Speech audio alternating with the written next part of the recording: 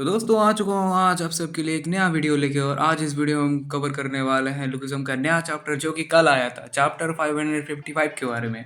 तो बिना देरी किए चैप्टर की तरफ बढ़ते हैं, देखते रहो। तो चैप्टर की स्टार्टिंग में हम देखते हैं जेम्स ली तैयार है एक बड़ी अनाउंसमेंट के लिए। डियागो कैंग मीडिया के सामने खड़ा है। सब लोग एक्साइटेड हैं देखने के लिए कि वो क्या कहने वाला है। जब से उसने चार्ल्स चोरी के बारे में पब्लिक स्टेटमेंट दिया है, लोगों के दिमाग में एक ही सवाल है, क्या डिएगो कैंग फिर से चार्ल्स चोरी के बारे में कुछ कहने वाला है। और तभी वो बोलता है, मैंने सक्सेसफुली चार्ल्स चोरी को एक्सपोज किया और इसके लिए पब्लिक मुझे हीरो कह रही है, लेकिन मैंने सिर्फ वही किया जो मुझे सही लगा, चार्ल्स चोरी का इविल साइड बाहर लाना। लेकिन दुनिया में अब भी बहुत सारी बुराइयां बाकी है। वो कहता है कि अब वो हर बुराई के खिलाफ लड़ना चाहता है। रिपोर्टर्स कंफ्यूज हो जाते हैं, वहां पर जितने भी सारे रिपोर्टर्स होते हैं सभी शॉक होते हैं उसकी ये अनाउंसमेंट सुन के। आपका क्या मतलब है इविल साइड से लड़ना, जरा एक्सप्लेन करिए, ये रिपोर्टर जेम्स ली को बता रहे होते हैं। और यहाँ पर जेम्स ली यानी डीजी अपना बड़ा अनाउंसमेंट देता है, वो पॉलिटिक्स में एंटर करने वाला है। हाँ, कैप्टन किम की तरह। पब्लिक टोटली शॉक हो जाती है। वहाँ पर जितने भी रिपोर्टर्स होते हैं और जितने भी लोग होते हैं वो सभी शॉक हो जाते हैं और सोचते हैं ये कोई मजाक है क्या, पॉलिटिक्स में आना कोई मजाक लगता है तुम्हें। लोग बिलीव ही नहीं कर रहे डिएगो कैंग को। उसका मानना यह है कि उसके पास पॉलिटिक्स का कोई एक्सपीरियंस नहीं है, जो कि सच भी है। लेकिन इन्फ्लुएंस तो इस बंदे के पास भर भर के है। शायद इसी वजह से पॉलिटिक्स इसके लिए नेक्स्ट स्टेप लगता है। और अगर आप मुझसे पूछो तो मुझे लगता है ये सब जेम्स ली का एक पावर ग्रैब है। पॉलिटिक्स के जरिए एब्सोल्यूट पावर चाहिए इसको, मीडिया को कंट्रोल करे, शेडी डील्स करे, सब कुछ बिहाइंड द सीन्स। अभी भी लोग समझ नहीं पा रहे होते हैं कि उसने एंटरटेनमेंट इंडस्ट्री को आखिर क्यों छोड़ दी।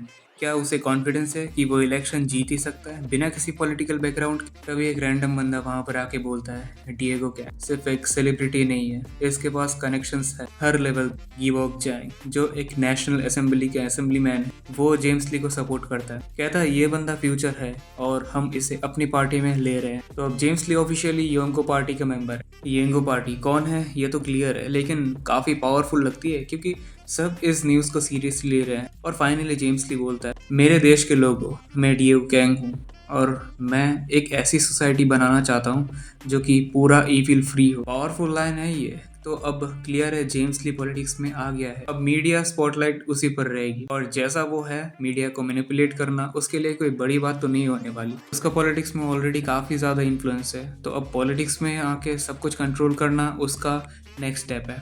सीन चेंज होता है और अब सीन चेंज होता है, हमें दिखाया जाता है फ्यूनरल होम, जहाँ पर हम देखते हैं कि 3 लोग मर चुके होते हैं। वहाँ पे होता है शैंगबैक, गोल्डन और सिल्वर मून। मैंने अपने पिछले वाले प्रेडिक्शन वीडियो में इसके बारे में बात तो किया था, क्योंकि उसमें मैंने बोला था कि इन दोनों के बचने के चांसेस बहुत ही ज्यादा कम है। मैंने शैंगबैक के बारे में वो भी बोल दिया था कि उसके बचने के चांसेस बहुत ही ज्यादा कम है, क्योंकि उस पे जितना बड़ा अटैक गीटे ने किया है उससे सर्वाइव करना बहुत ही ज्यादा मुश्किल हो जाता है। तो ये एक्सपेक्टेड तो था, बट जिन रैंक के गैंग के 3 लोग मर चुके हैं और जिन रैंक वो बिल्कुल टूट चुका है। सोचो सुबह उठो, तुम्हारा एक हाथ नहीं हो और तुम्हारी पूरी फैमिली जिसे प्रोटेक्ट करने के लिए तुम जिंदा थे वो चली गई। शैंगबैक तो उसका नंबर 2 था। हार्ट ब्रेकिंग है बहुत ज्यादा। जिन रैंक की हालत अभी बहुत ही ज्यादा खराब हो रखी है, जैसे कि पैनल में देख ही सकते हो, क्योंकि हमने बहुत पहले से देख के आया है कि जिन रैंक का बचपन बहुत ही ज्यादा टेरिफाइंग था और बहुत ही ज्यादा ब्रोकन भी था। उसके साथ बचपन में कुत्ते की तरह बिहेव किया जाता था, ना ही उसको फ्रीडम मिला ना ही कभी खुश होने का मौका मिला। और जब बड़ा हुआ तब इसको अभी ये भी देखना पड़ रहा है, तो उसकी लाइफ में मुश्किलें कम नहीं हो रही है, उल्टा बहुत ज्यादा बढ़ चुकी है। जेक भी यहाँ है क्योंकि उसने लास्ट में गीटे को रोकने की कोशिश की थी। उसे गिल्टी फील हो रहा है, स्पेशली क्योंकि किलर उसका भाई है। डैनियल पार्क भी डेविस्टेटेड है।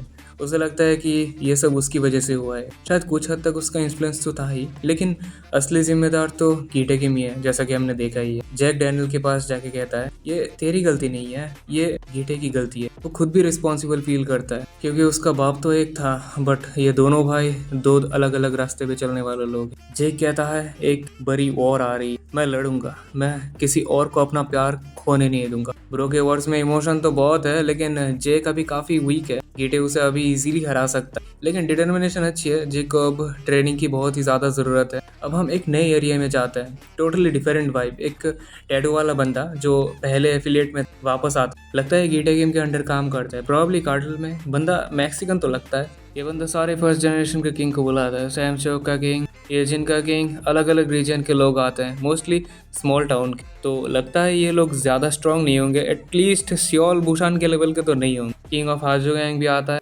ऑनेस्टली उसका नाम याद रखना भी जरूरी नहीं है, और जहाँ तक मुझे लगता है ये लोग अगले चैप्टर में तो ज़रूर पिटेंगे। और तब किंग ऑफ वोइंग भी आता है तो सब किंग्स एक जगह इकट्ठे हैं। ये बहुत ही ज़्यादा कंफ्यूज्ड है कि इन्हें आखिर बुलाया क्यों गया। टेंशन काफ़ी, सभी फाइट के मूड में है। हर रीजन का किंग अपना सेकंड जनरेशन फाइटर लेके आया है और तभी एक ओल्ड मैन की एंट्री होती है काफ़ी ऑरा के साथ। सब पूछते हैं तू अकेला क्यों आया, तू है कौन आके?